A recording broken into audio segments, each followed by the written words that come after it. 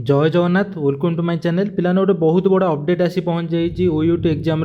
तुम मैंने भावुल कौ दिन फॉर्म बी आप्लाय कर कौ दिन रैंक आसो कौन कर सबूर डेट आज बाहरी जाइए गोटी गोटी कर डिस्कसन करवा एवं आउ गोटे बड़ कथा जहाँकि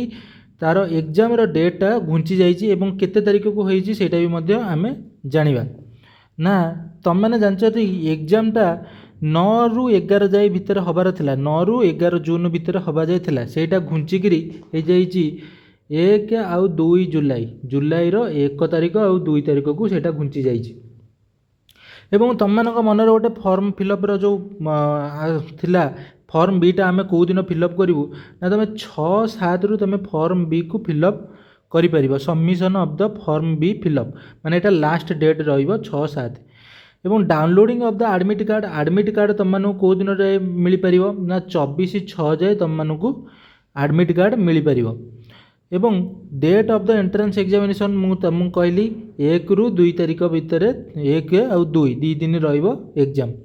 availability of student response sheet माने तुम को क्वेश्चन आंसर कौन कर माने टोटाल उपर तुम सीट रे जहाँ सब क्वेश्चन पड़ता से क्वेश्चन आसो एवं तुम ए बी सी डी कौन कर तुम मैंने से तुम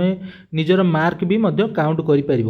ना 11 ରୁ 13 तारीख जाए तुम मानक माने 11 जुलाई ରୁ 13 तारीख जुलाई भितर तुम मान रेस्पॉन्स शीट वेबसाइट रे शो कर आउ डिक्लेरेशन ऑफ एंट्रेंस स्कोर माने तुम केते स्कोर कल इन परसेंटाइल माने खाली मार्कटा आसो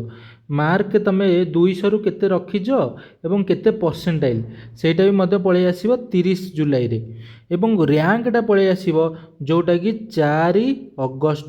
अगस्त मसरे तुम 4 अगस्त रैंकटा पलि आसो एवं availability of intimation come rank माने जोटा तुम एससी एसटी जनरल सेटा पलि आसो 6-8 बेलू तुम मानकर पलि आसो तेणुक यहाँ अपडेट तो तेणुक नुआ अच्छा चैनल सब्सक्राइब कर दियो रोजी जय जगन्नाथ।